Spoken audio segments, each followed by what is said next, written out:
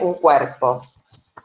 Quería respaldar estas ideas citando a Mabel Carral, que en su trabajo sobre arte de género en Argentina contemporánea expresa: analizar el lugar de las mujeres en la cultura exige una deconstrucción radical del discurso de la historia del arte. La historia del arte moderno es profesional, en tanto que la institución oficial establecida en las universidades, la prensa y los museos ha hecho desaparecer a las mujeres del discurso dominante. Esto no ocurre ni por olvido ni por negligencia, pero sí por un esfuerzo sistemático, político, queriendo afirmar la dominación masculina en el dominio del arte y la cultura. Entonces, la propuesta es pivotear sobre un eje que sería lo invisibilizado, cuando no francamente negado, y desde ahí a dos tópicos que son, por un lado, el lenguaje inclusivo, y por el otro, como les decía, los lugares comunes del lenguaje, como por ejemplo la idea de la musa y el artista. Lo invisibilizado, entonces, atraviesa toda la exposición que preparamos, o más bien por ahí la justifica.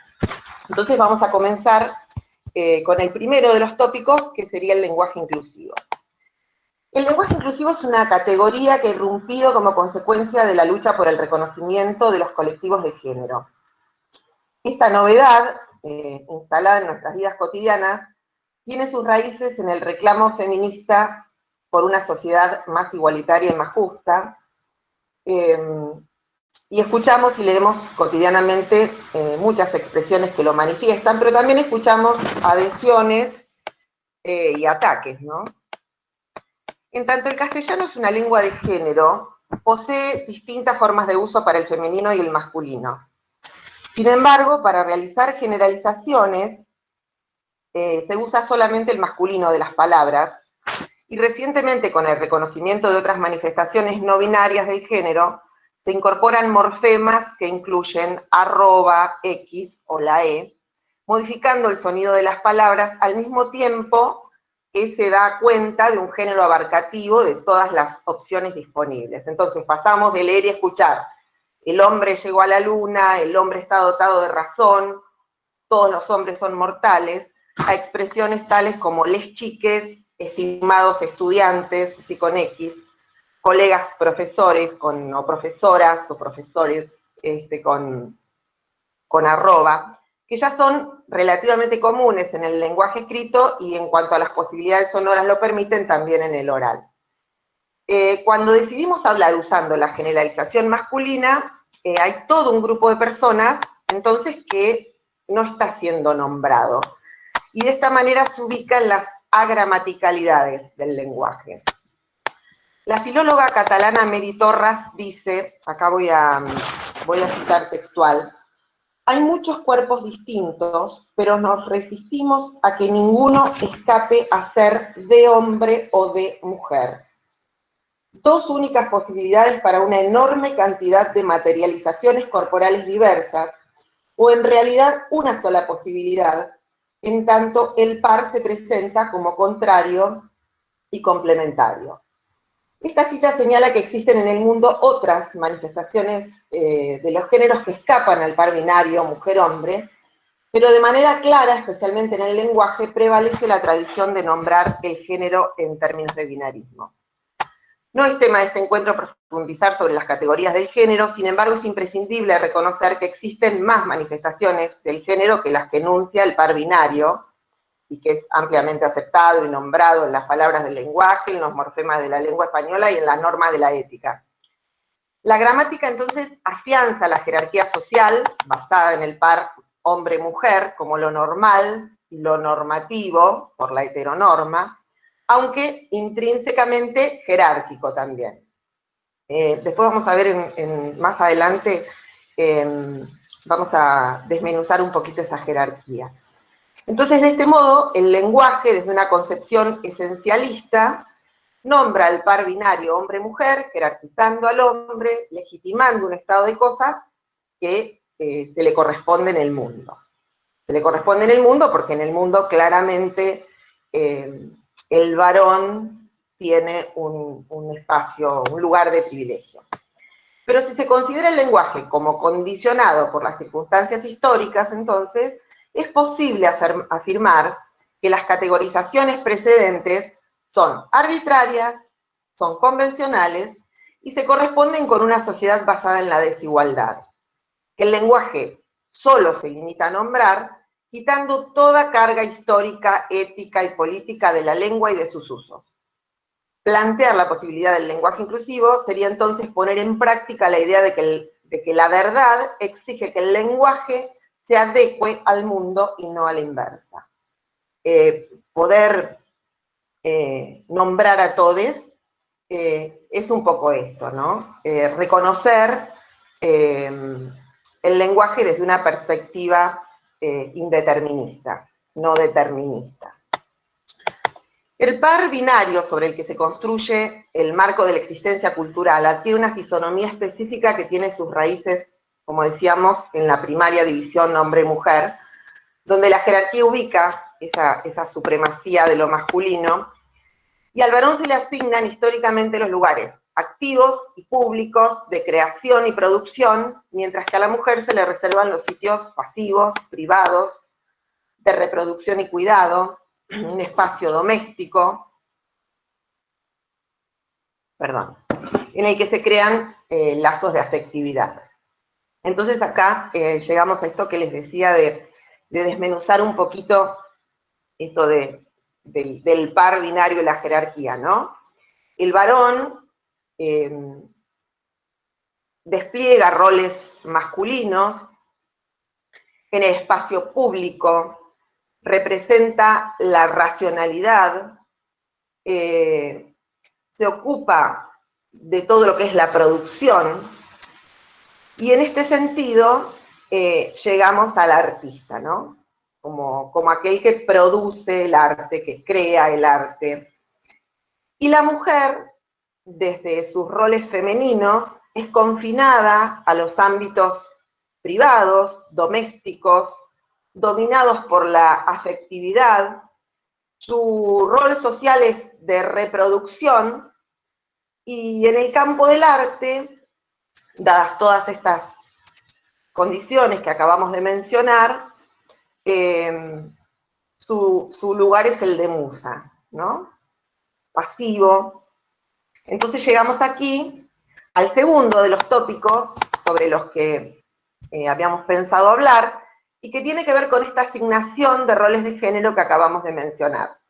Cuando yo estaba investigando para poder desarrollar estas ideas, buscando un poco en internet esto del artista y la musa y el artista, me aparecían artículos que decían 10 musas que inspiraron a grandes creadores, 5 musas que inspiraron a los más grandes artistas, Gala, la musa de Dalí. Evidentemente, en estos títulos, digamos, existe un lugar asignado de actividad, de creación, de saber y de poder al varón, y la negación de todo eso en la mujer, a la que se limita a la pasividad de la inspiración. Bueno, estos tipos ideales sociales establecen los roles a ser jugados por los actores según el género, incluso en el arte, ¿no? En el arte se daría como una consecuencia más de esto que acabamos de decir. Sin embargo, no es raro encontrar en textos de historia del arte, por ejemplo, que en el medioevo no solo existían mujeres artistas, sino que sus campos de acción estaban perfectamente delimitados, y además existía una iconografía feminista que podemos leer a través de algunas imágenes que han llegado hasta nosotros.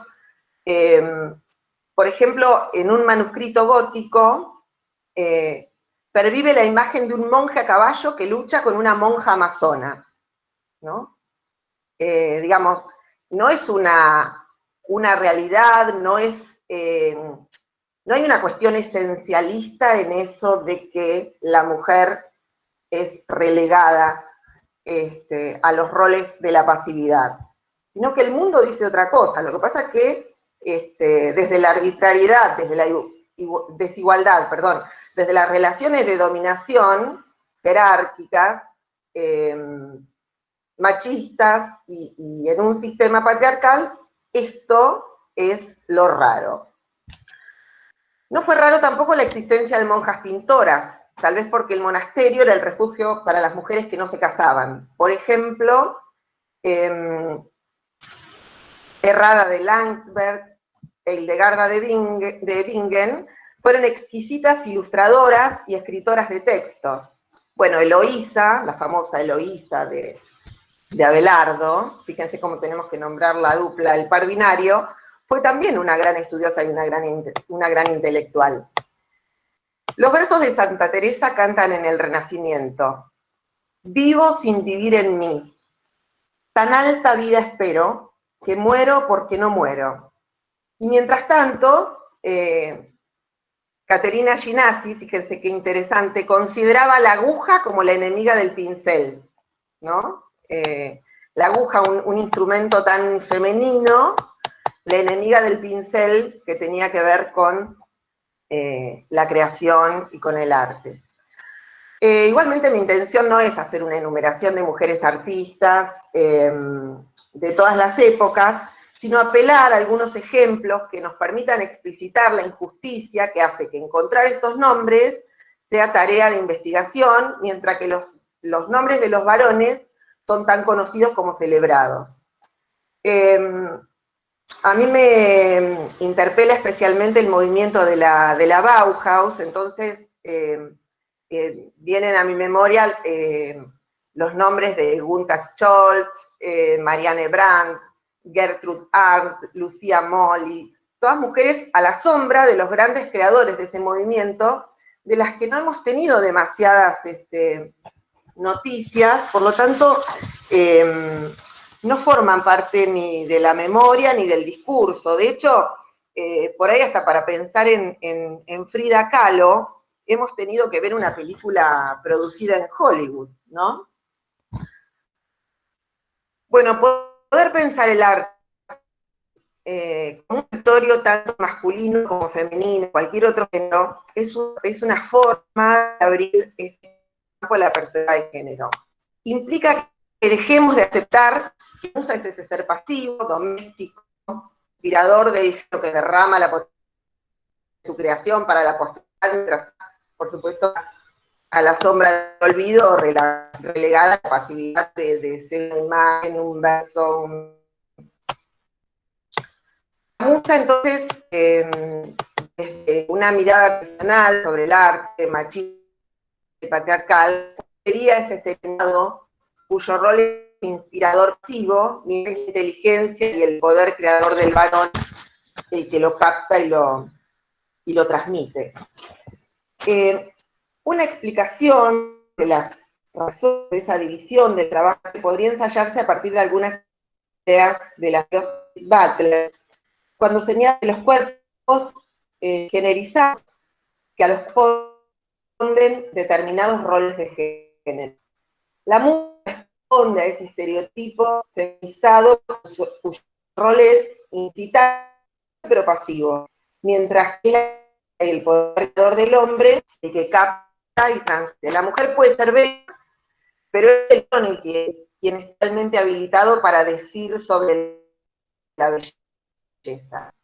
Y otras filósofas, la orientación sobre la identidad sexual, la expresión de género, son el producto de una construcción social y cultural. No existen roles esenciales en la humana porque somos seres culturales. Entonces, tanto el género como el otro son actuaciones, es decir, son actos performativos como modalidades de un discurso que es aquello que enuncia. Y acá voy a hacer pequeña salvedad, cuando nos hemos pensado ponerle un título a estas palabras, hicimos la musa y el artista, o el arte. Las profesoras de la escuela hicieron el flyer pensando en esto de la performatividad y viendo que decía la mujer artista, poniéndolo de esa manera, estábamos de alguna manera afirmando la realidad. Nos interpretó el flyer y le pusimos el signo de pregunta, que era lo que lo que verdaderamente cerraba nuestra intencionalidad. Así que lo cambiamos y el flyer es el que ven ustedes. Porque, a ver, todas estas ideas que damos, de alguna vez nos vuelven interpelando todo el tiempo. Y es un poco el propósito de esta comunicación. Entonces, para continuar, diríamos que tendríamos que pensar cómo el poder del discurso hegemónico actúa creando esa realidad. Esta propuesta, como les decía, sea para pensar tanto la potencia del lenguaje, que puede nombrar el género o negarlo, con esos lugares comunes de estilo, como son el artista en la moda, que son uno potente que está creando una realidad y al mismo tiempo está negando. En cualquier caso, los dos posicionamientos que articulan estas relaciones, pensar el lenguaje inclusivo, pensar los lugares comunes, nos permiten cuestionar estas realidades para visibilizar y reconocer aquello que ha sido históricamente postergado, perpetuando relaciones de dominación y de injusticia. El lenguaje inclusivo sería entonces un instrumento más para el reconocimiento de aquellos sujetos con X, como ustedes están nombrando, colectivos que integran la sociedad y que en virtud de la potencia política del lenguaje han sido históricamente negados, visibilizados. Y problematizar las expresiones como el artista de la moda también llevaría a cuestionar los roles de género que práctica del arte como cualquier otra práctica social.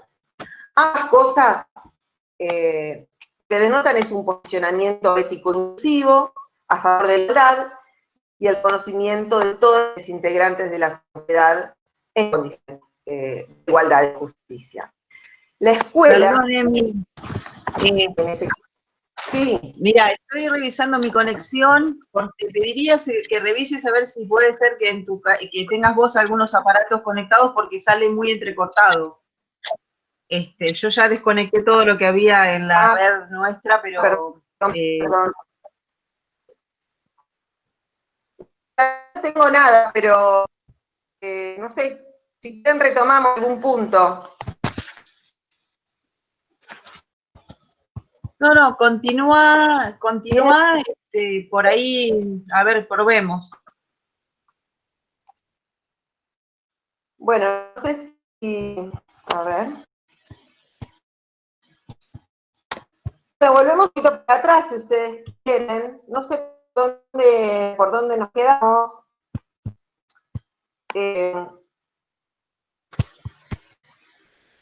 Decíamos era, por ejemplo, citando a Butler, retomo algunas ideas, citando a Butler, que dice que los cuerpos generizados, que a los cuerpos generizados le corresponden determinados roles de género, esto nos permitiría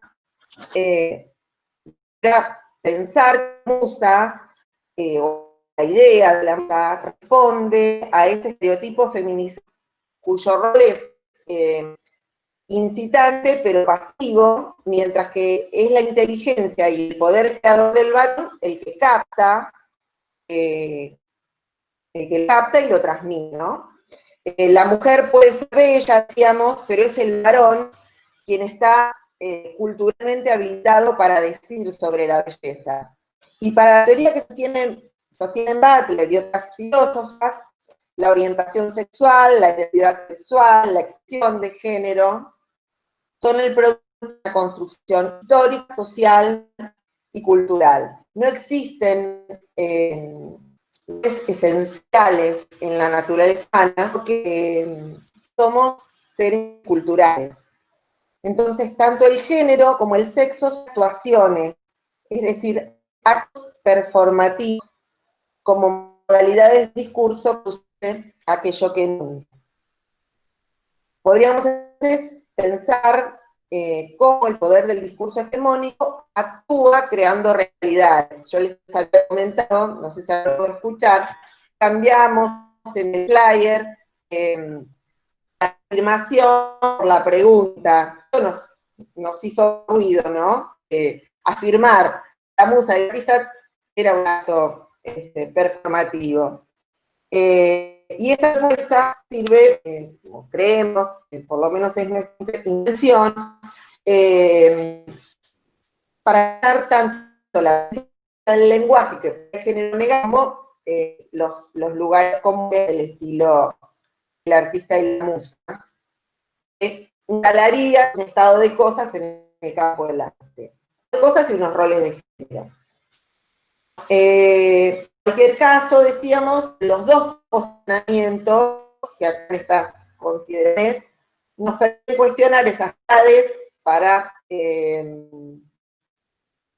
visibilizarlas y reconocer aquello que ha sido históricamente negado. El lenguaje inclusivo sería un instrumento para el reconocimiento de aquellos objetos y colectivos que integran la sociedad y que en virtud de la potencia política del lenguaje han sido históricamente negados, visibilizados, y problematizar las expresiones del artista y la música y a cuestionar los roles de género en el arte. Bueno, sí. ¿Sigue cortando? Sí, te escuchaba entrecortada. No sé si tenés posibilidades de conectar desde un celular o algo que por ahí mantenga más estabilidad. ¿Me dejás salir un momento? ¿Me conecto? Sí, sí, sí. Sí, sí. Bueno, habíamos quedado, según creo, en la cuestión de la performatividad del lenguaje, digamos, nombrar algunas realidades tan instaladas, de alguna manera instala en el mundo aquello que enuncia, ¿no? Habíamos citado o hablado de algo que sostiene la filósofa Judith Butler, cuando señala que a los cuerpos generizados le corresponden determinados roles de género.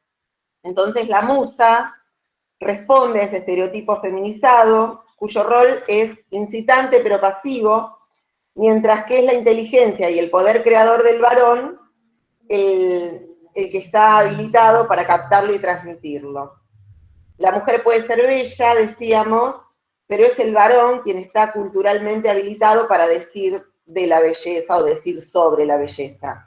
Para la teoría que sostienen Butler y otras filósofas, la orientación sexual, la identidad sexual y la expresión de género son el producto de una construcción histórica, social y cultural. No existen roles esenciales en la naturaleza humana porque somos seres culturales. Tanto el género como el sexo son actuaciones, es decir, actos performativos como modalidades de un discurso que produce aquello que enuncia. Les comentaba, no sé si alguno pudo escuchar, porque ya lo digo por tercera vez, lo que nos pasó con el flyer, que lo habíamos puesto sin el signo de preguntas, entonces estábamos instalando aquello que estábamos cuestionando. Y eso es un poco lo que pasa todo el tiempo con estos discursos y estas reflexiones. Las vamos trabajando y nos van interpelando. Entonces, podemos pensar entonces el poder del discurso hegemónico que actúa creando esas realidades que si no somos cuidadosos estamos, digamos, contribuyendo a sostener. El lenguaje es muy potente y tiene, por supuesto, una potencia que es política, porque o instala una desigualdad cuando dejamos en las gramaticalidades del lenguaje todo aquello que no nombramos, o puede irrumpir, puede ser algo que irrumpa como un acontecimiento en eso tan naturalizado, cuestionando las expresiones que sostienen la desigualdad o los lugares comunes que niegan determinadas realidades, como a la mujer artista. En cualquier caso, decíamos, estas dos perspectivas que acabamos de articular en estas consideraciones nos permiten desnaturalizar esas realidades para visibilizar, nombrar y reconocer aquello que ha sido históricamente postergado.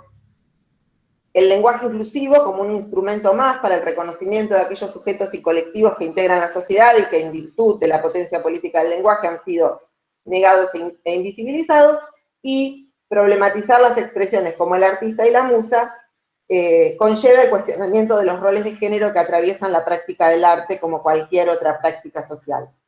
Ambas cosas denotan un posicionamiento ético inclusivo a favor de la justicia y el reconocimiento de todos los integrantes de la sociedad en condiciones de igualdad. La escuela, y con esto me refiero a las instituciones educativas en general, la escuela constituye subjetividades y en tal sentido contribuye a través de sus contenidos de enseñanza implícitos o explícitos a conformar sujetos con unas específicas representaciones del mundo, de sí mismo y de sí mismos en relación al mundo. De este modo, poder pensar a través del lenguaje inclusivo o desde una perspectiva cuestionadora de estos roles de género, puede ser un espacio o bien para la reproducción que obtura la novedad, o bien una reproducción, un espacio para la crítica, un espacio potente para que podamos embestir contra esas fórmulas que reproducen lo que el sistema representa.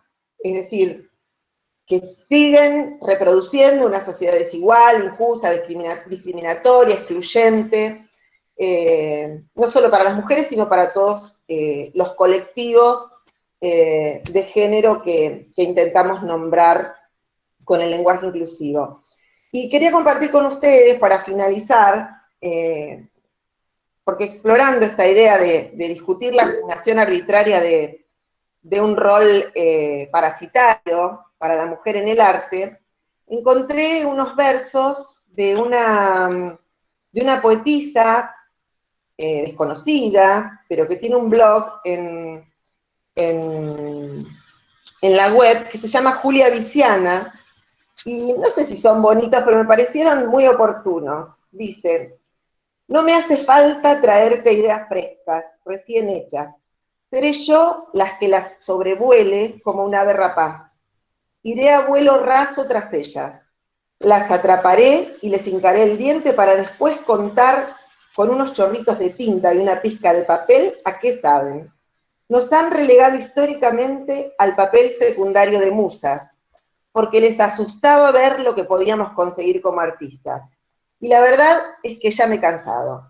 No voy a servirte de inspiración. No soy ninguna sirvienta. Yo no soy la musa, soy la artista. Bueno, me pareció que era oportuno, los encontré por casualidad y realmente, de alguna manera, instalan desde otro lugar los roles igualitarios y rompen con esa dominación masculina, o por lo menos provocan para la desnaturalización de esa dominación masculina en el campo del arte también. Muchísimas gracias por haberse tomado el tiempito de escuchar. Y perdón por las interrupciones de esta tecnología fallida. Emilia, bueno, no sé, ¿está habilitado el espacio para hacer algún intercambio? Por ahí hacerte algunas preguntas o incluso poner en cuestión las dudas que generalmente surgen. Vos, en tu rol docente, este año decías que te había sorprendido el cuestionamiento que tenías de parte de los estudiantes por el uso del lenguaje inclusivo. ¿Qué te pasó con eso? ¿Qué pensás respecto a eso?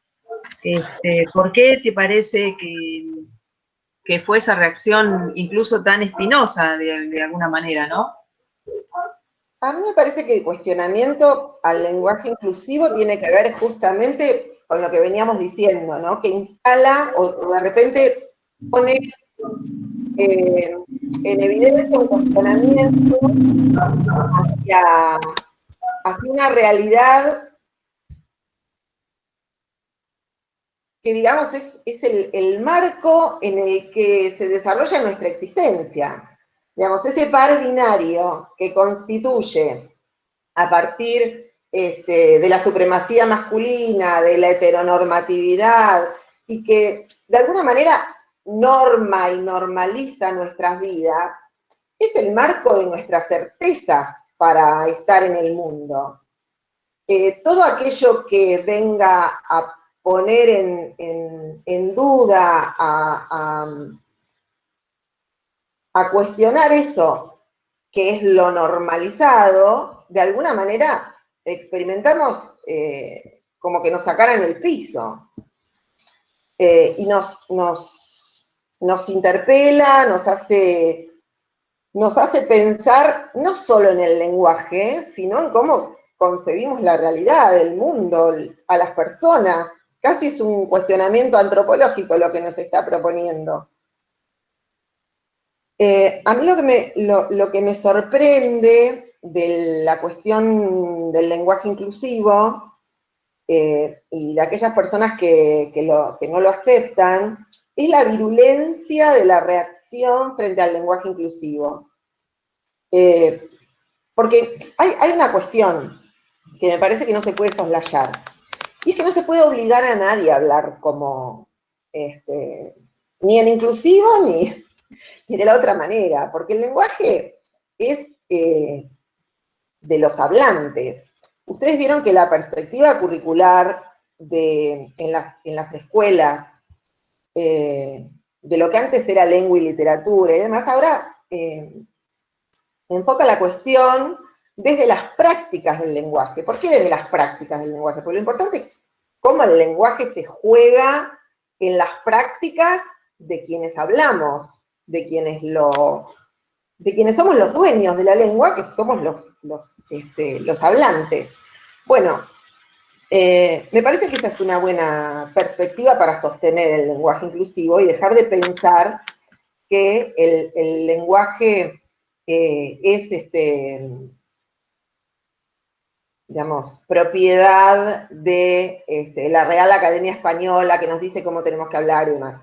De hecho, uno de los argumentos que utiliza la Real Academia Española cada vez que incorpora un término como, qué sé yo, estos anglicismos que son tan aceptados y que en algún momento son incorporados al diccionario, es que es costumbre de las personas que hablan lengua determinada usarlos.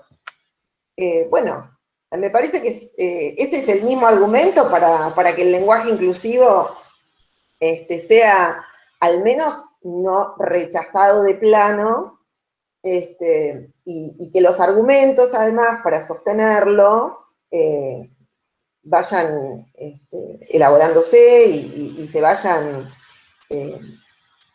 podamos apropiarnos de esos argumentos para dar el debate, porque realmente es un terreno. En las cuestiones de género, la perspectiva de género, el lenguaje inclusivo es una de los temas más ríspidos. Bueno, pero lo cierto es que no podemos obligar a la gente a hablar en inclusivo, pero lo interesante sería poder evitar esas reacciones intolerantes cada vez que alguna persona que no lo acepta se manifiesta frente a alguna expresión inclusiva, ¿no? Sí, voy a tomar una hacer una breve acotación con respecto a algo que vos dijiste, justamente la paradoja de que una de las herramientas de combate más utilizadas es la Real Academia Española para decir que no corresponde, y en realidad vos lo marcabas recién, justamente la Real Academia, la forma de inclusión que tiene de nuevos términos es a través del uso, o sea, a partir del uso en el lenguaje cotidiano, ese uso hace que se legitime la inclusión en el diccionario de la Real Academia. Te quería hacer una pregunta que tiene que ver con otras lenguas. Dice, ¿crees que en otras lenguas que tienen menos referencia al género tienen alguna diferencia en términos de pensamiento en la construcción de sus discursos? Mira, yo conozco, la lengua que conozco, más allá del español, es el francés. Y los franceses tienen una gran disputa por el lenguaje inclusivo porque además no lo tienen tan fácil al momento de la pronunciación. Entonces, también es bastante complicado. Ellos escriben con puntitos. En francés, el femenino agrega y después agregan la I, pero van poniendo puntitos atrás de la palabra, o sea, de la finalización de la palabra, y van agregando las vocales para hacerlo inclusivo. Pero una cosa es la lengua escrita y otra cosa es la lengua oral, que ya ofrece otras dificultades para la expresión. Hay un argumento que me parece que es el más potente para la defensa del lenguaje inclusivo, que tiene que ver con la teoría de la referencia. Y yo hice ahí una aproximación medio tangencial en la exposición, pero me gustaría comentarles que justamente la referencia para aquellos que son deterministas en cuanto al lenguaje es que los objetos, los conceptos están dados de alguna manera y el lenguaje lo que hace es captarlos y nombrarlos. Sería un poco como las ideas platónicas, ¿no? Están ahí en un mundo inteligible y lo que haríamos las personas sería captarlos por medio de la razón y nombrarlos. Por lo tanto, como son inmutables, como son eternos, como de alguna manera no son corruptibles, no se podrían cambiar. De este modo, el par binario sería lodado, se nombra de esta manera, lodado incluso con una jerarquía, pero también, por suerte, existe la corriente indeterminista del lenguaje que nos dice que lodado no existe y que el lenguaje es el producto de los consensos y que esos consensos o esos acuerdos van modificándose históricamente, socialmente, culturalmente, de acuerdo a cómo nos relacionamos, cómo nos percibimos y cuáles son las disputas por el sentido común incluso que vamos dando en las comunidades a lo largo del tiempo. Me parece que estamos en un momento muy interesante desde el punto de vista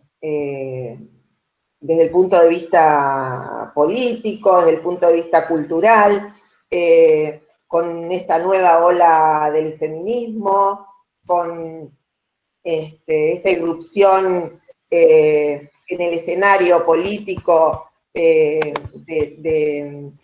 sujetes jóvenes reclamando sus derechos y militando la igualdad.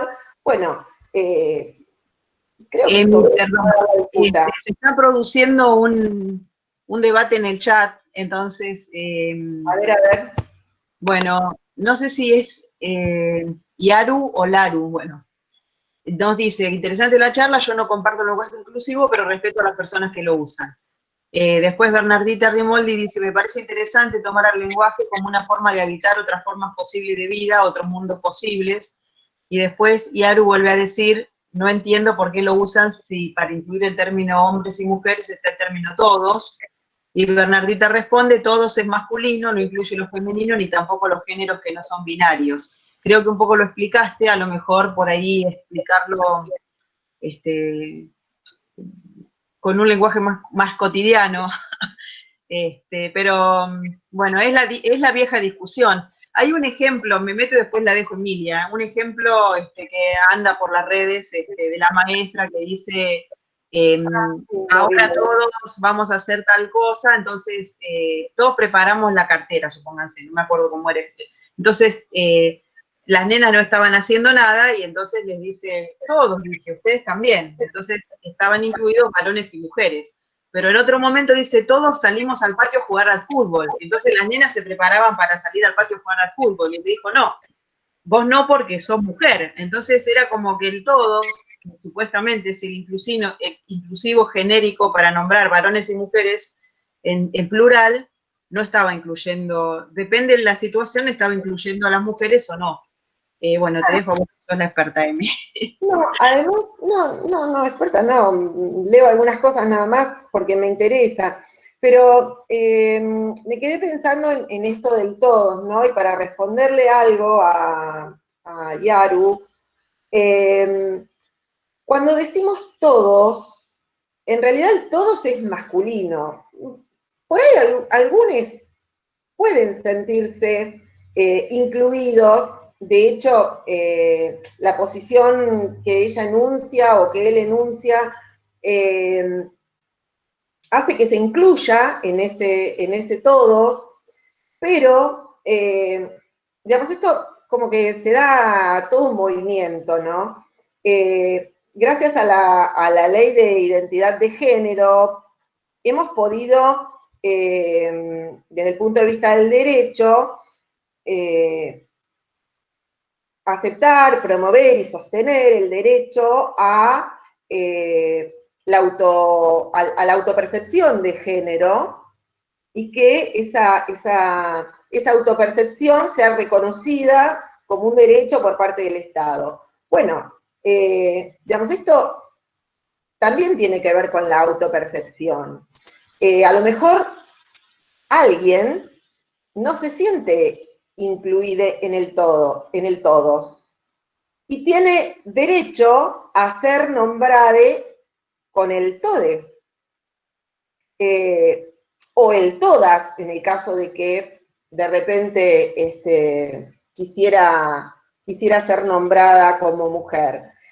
Ustedes saben que en España existe una agrupación política que en virtud de todas estas consideraciones se llama Unidas Podemos. Empezó siendo Izquierda Unida y Podemos, se fusionan los dos grupos políticos y primero se llamaba Unidos Podemos, pero bueno, evidentemente ha habido una disputa ahí y ahora se llama Unidas Podemos, o sea, está expresada en femenino.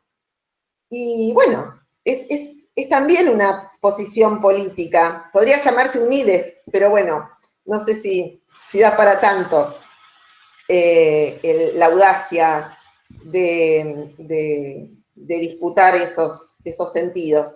Me parece que lo importante es esto de habilitar el reconocimiento, ¿no? En teorías de la justicia hay toda una corriente que surge también por los movimientos de reivindicación de género, que es la que tiene que ver con la justicia entendida como reconocimiento. Y el nombrar es una forma de reconocer que el otro que el otro existe, que está ahí.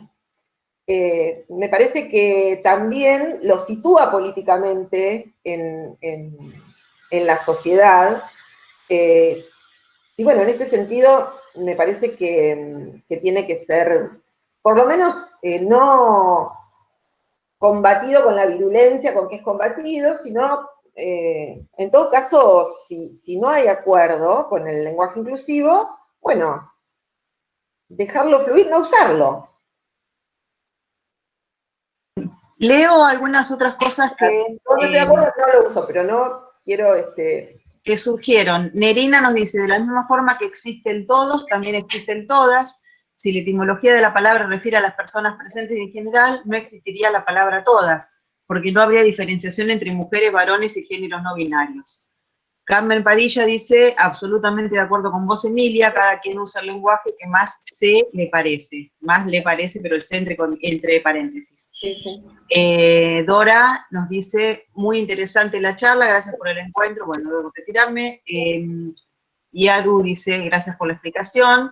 Catalina Forni dice, estuve leyendo algunas cuestiones que plantea Freud respecto a la paternidad, donde dice que esta es la autoridad familiar, instaura la ley, es la entrega, donde todo tiene que dejar de lado el narcisismo, su egoísmo y caprichos. Cuando ocurre es de igual manera con la madre, sin embargo, no da crédito de ello. También dice que esta autoridad se quiebra cuando la mujer no ama o hay crisis de amor. Solo es posible si la mujer se hace a un lado y ama incondicionalmente. No está vinculado con el lenguaje inclusivo, pero sí con una cuestión de subordinada. Bueno. Sí, bueno, pensemos que también Freud Julieta, un leo tiempo. el último comentario, sí. Y Julieta dice, incluso yo estoy totalmente de acuerdo y es algo que siento que lo voy incorporando de a poco, tengo que ir procesando, porque a veces no lo uso, tampoco siento que no estoy incluyendo porque es parte de mi proceso. Bernardita comparte una entrevista que se hizo ayer desde un sindicato docente de Neuquén a una niña trans de Córdoba. Me parece importante poder escuchar y atender a esos tiempos de niñeces que nos enseñan tanto. Dejo a disposición aquí. Bueno, yo lo voy a copiar al link, Bernardita, para que esté disponible en otro lado. Hago una acotación antes de dejarte seguir, Emilia, que más allá de los géneros autopercibidos, incluso hasta hace un tiempo, hay una película inclusive de hace unos años, cuando una persona nacía con el sexo genital indefinido, los padres tenían que tomar la opción de otorgarle un género e incluso eran sujetos a cruentas operaciones y tratamientos hormonales y un montón de cuestiones bastante agresivas con las personas para poder darles una determinación de género. Bueno, estas personas, dentro del pensamiento, de la perspectiva de género y del lenguaje inclusivo, tendrían un lugar que no han tenido históricamente. La película es XXI, búsquenla, es interesante que la vean. Bueno, te dejo, Emi, continuar. No, iba a decir esto de, bueno, primero tomar un poquito esto que decís vos, de cómo se ha patologizado y medicalizado todo aquello que no correspondiera al par binario. También pensarlo a Freud pensando en una sociedad que se mueve dentro de esos parámetros. O sea, de repente, Freud tampoco teorizaba en un plato volador. O sea, teorizaba en una sociedad con unos marcos determinados y en última instancia analizaba los comportamientos de les sujetes, pero en ese marco social, con esos parámetros culturales binarios y dentro del par binario jerárquico. Y otra cuestión que tiene que ver con el uso del todos, porque me quedé pensando, justo Yaru abandonó la reunión, pero fíjense ustedes que tenemos desde siempre, los morfemas de la lengua española hablan son masculinos o femeninos, pero a la hora de cantarse por la generalización, no sé, cantar o por la generalización femenina, sino por la masculina, con lo cual, evidentemente ahí hay una negación, por lo menos del 50%. No es caprichoso el todos, es evidentemente una un ejercicio de poder a través del lenguaje, ¿no? O sea, si no, podría haber sido al revés, y sin embargo no.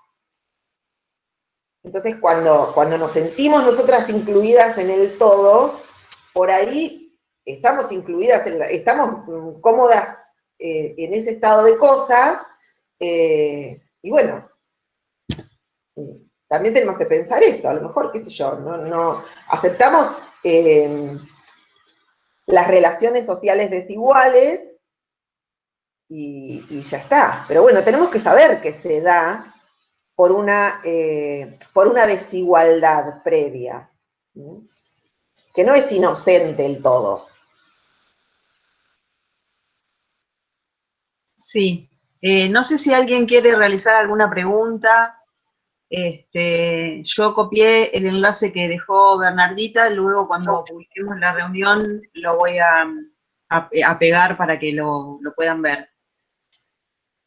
Más allá de eso, el otro día en un conversatorio se planteó, y me parece muy prudente y muy atinado, la idea de que si decir todes va a obturar el discurso para poder intercambiar ideas a lo mejor más densas y más profundas, si es que hubiera algo más profundo que nombrar y reconocer a un otro o a un otro.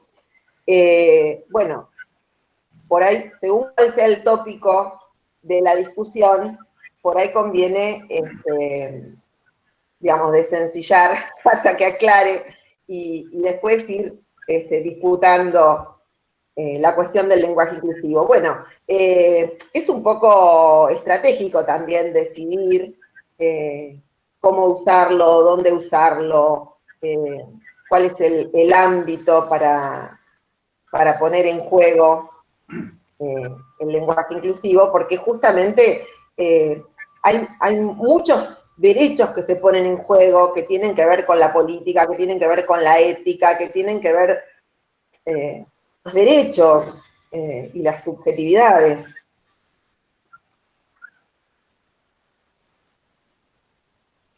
Hola, Emi. Hola, ¿cómo estás, Gustavo? Bien. Che, meto la cuchara para... Dale, dale. Es una reflexión, ¿no? Lo que se me ocurre, pero digo, cumplimos una función sumamente importante como educadores, como formadores. Por lo tanto, más allá de todas las cuestiones, y está buenísimo, digamos, o sea, la discusión, que es un campo siempre fértil, no podemos inhabilitar esta nueva opción. Sin duda, todos los cambios como estos, culturales, creo que van a llevar un tiempo, inevitablemente, para que sucedan. A mí me cuesta bastante, hay veces me encuentro hablando con lenguaje inclusivo y me cuesta bastante, por momentos me quedo como ahí sin herramientas para poder, digamos, como armar la oración, ¿no? Pero bueno, nos iremos acostumbrando a que suceda. Pero digo que como formadores no podemos dejar de pensar en estas cuestiones. Yo creo que es una obligación, nos guste o no nos guste, por el lugar que ocupamos adentro de un salón, por el lugar que ocupamos en la sociedad. Y acuerde o no acuerde, porque uno muchas veces con un montón de cosas no acuerda, pero sin duda las manifiestas y hace el aporte adentro de un salón de clase. Porque además estamos todos, todes, ¿no? Estamos en continua formación. Por lo tanto, es fundamental que esto se dé en nuestros espacios de clase. Y yo tengo, hay veces, discusiones con colegas sobre, no sé, mi formación es en el mundo del arte, o sea, pero eso no inhabilita que no lea otras cuestiones. Vos la nombrabas a Butler, o sea, incursioné en algunos textos, poesiado, digo, leer otras cosas para iluminar un poco el camino de uno. No tengo que leer solamente de pintura o de historia del arte porque vengo de un palo. Me parece que, o sea, que tenemos la obligación de seguirnos formando, no solamente en la especificidad, sino estar mirando estas otras cuestiones que nos tocan inevitablemente. Nos tocan como formadores, nos tocan como familiar, quien tiene hijos, con hijos, digo, me parece, ¿no? Es como mi mirada. Y quería aportar esto que digo, y que también, digamos, es algo que uno tiene que hacer continuamente, que es, en la especificidad, ¿no? Revisar la historia continuamente. A mí me pasa, digamos, de ver, digamos, que vos un poco lo planteabas al principio, hay un montón de mujeres invisibilizadas en la historia del arte y que han sido grandes artistas. Y se me ocurrían como dos casos muy llamativos en el 2017. Pensaba en Camille Claudel, también ahora cuando vos hablabas. Yo, mira, cuando vos hablabas me venían a la cabeza como dos mujeres muy llamativas que pasaron cosas muy interesantes. Pensaba en Artemisia Gentileschi, que fue una artista del barroco descomunal, y en el 2017 el Museo Nacional de Bellas Artes, aquí en Argentina, hace una muestra retrospectiva de su obra, y todo el mundo se asombró porque había en el barroco una mujer artista. Una grosa mal, a la altura de Caravaggio, digamos, de los mejores artistas que la historia oficial del arte, escrita por hombres, nos ha mostrado como que eran los artistas referentes, ¿no? Y después también pensaba en Lola Mora, no solamente en su obra, sino en toda su vida, y cómo fue cuestionada, porque fue cuestionada desde ese lugar. O sea, no podía hacer eso porque era mujer, ¿no? Entonces digo, también en nuestros espacios... Claro, sí, por eso digo, ya, en nuestros espacios también de la especificidad, llamar a mirar esos otros, digamos, meterse como en otras posibilidades de lecturas de la historia que enriquecen un montón y que está buenísimo que suceda, ¿no? Ir como continuamente para que esto, digamos, sea mucho más interesante.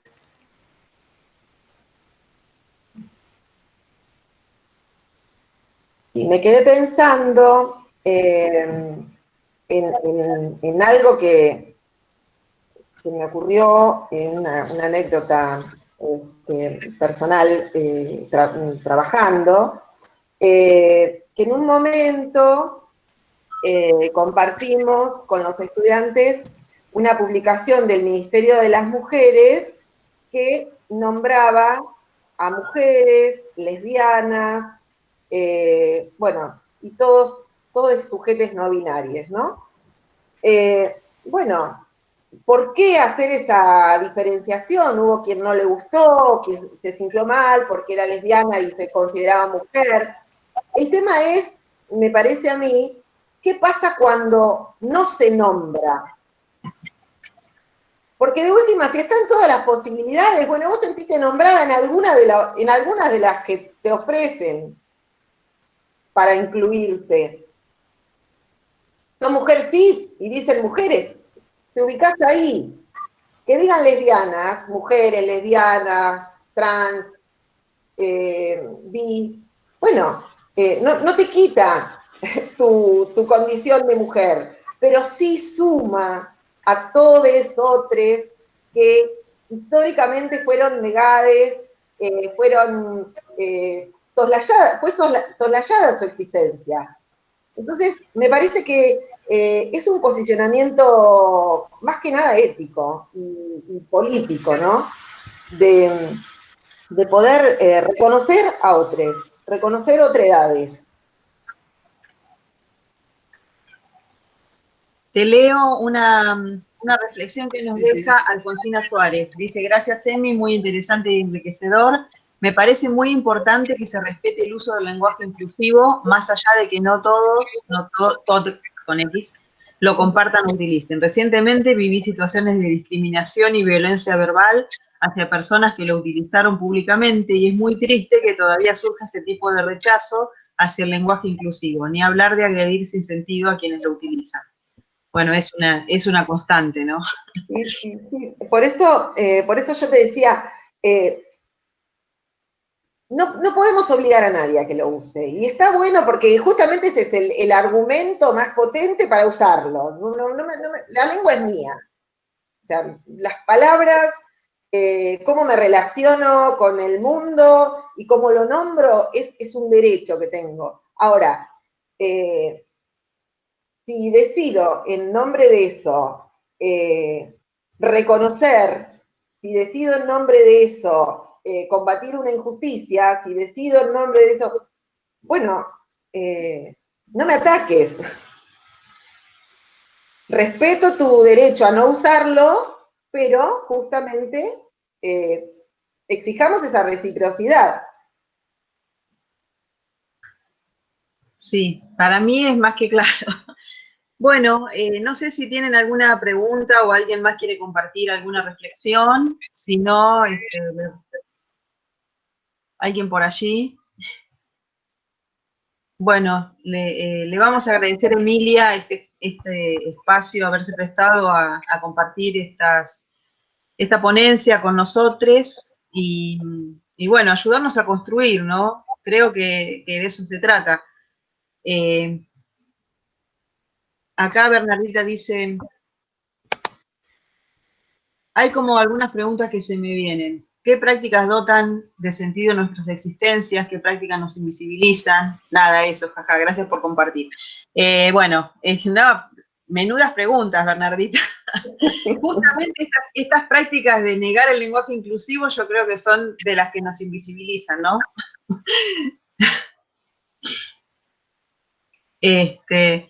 No sé, Emi, si querés decir algo para cerrar. No, agradecerles esta posibilidad. Para mí fue enriquecedor ponerme a trabajar en este tema.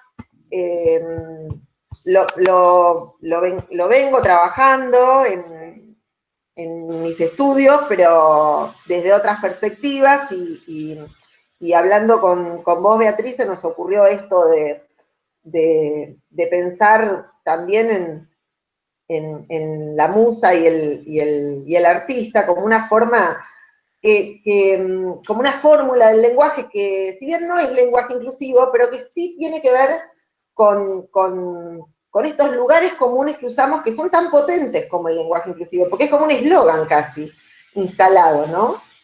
Y bueno, tener en cuenta justamente que el lenguaje no es ruido solamente, sino que es mucho más potente que eso. Por eso yo insisto con la potencia política del lenguaje, con la idea de que es muy potente políticamente, porque instala realidades y a su vez subjetividades políticas en el espacio compartido, en lo común, en la polis. Sí, bueno, justamente se me ocurrió pensar al respecto que cuando uno dice política, bueno, fue una mala palabra en determinados tiempos, y en realidad estamos hablando de otro tipo de cosas, de otro tipo de construcciones que no tienen que ver con lo político partidario. Claro, acabo de decir algo así como cortar el teléfono que sonaba. O sea, lo político tiene que ver con la vida, con la construcción del universo de cada uno, no es una cuestión que tenga que ver con lo partidario. Pensemos que lo que no está nombrado, para ponerlo así un poco blanco sobre negro, ¿no? Lo que no está nombrado no existe, ¿no? El ser habita el lenguaje, decía Heidegger, ¿no? Lo que no está nombrado no existe, y si no existe, no come, no tiene derechos, no vota, no tiene derecho a la salud, no tiene derecho a la educación, no existe, no tiene derecho a trabajar. Eso sí que es potente, como negación, como exclusión, como soslayar grupos humanos, colectivos.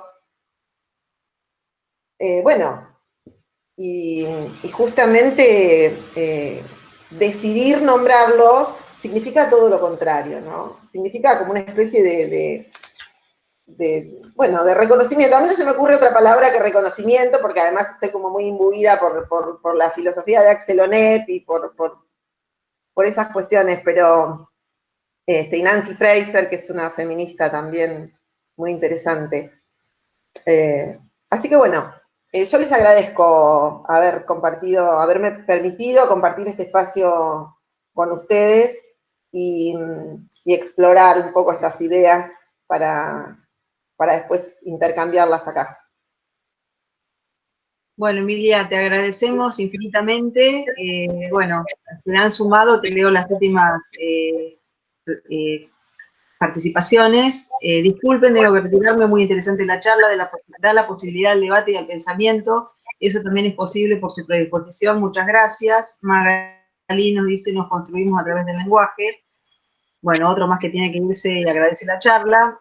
Lo que nos ocurre es que estamos teniendo, como somos muchas escuelas y muchas disciplinas, y la posibilidad de habernos inscrito en distintas cosas, algunas cosas que están solapándose y posiblemente por eso también algunos chicos se han retirado. Hay un filósofo francés muy interesante que es Jacques Rancière, que juega mucho con esto de la palabra, ¿no? Y justamente la palabra es lo que es de todos.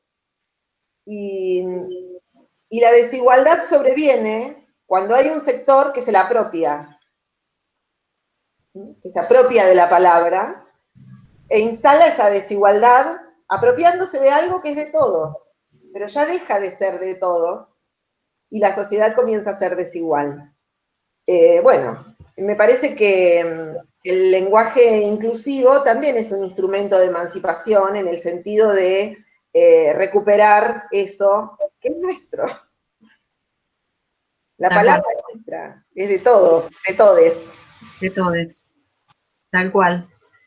Bueno, Emilia, infinitas gracias y bueno, se me ocurren un montón de cosas que salen de acá que seguramente te vamos a invitar a compartir y a debatir, a charlar, no sé, tanto en estos tiempos que nos quedan en cuarentena como para la presencialidad también. Así que infinitas gracias de parte de la Escuela de Arte de Pehuajó y de todas las escuelas que están formando parte de esta movida. Bueno, muchísimas gracias a todos por participar. Adiós. Un aplauso para Emilia.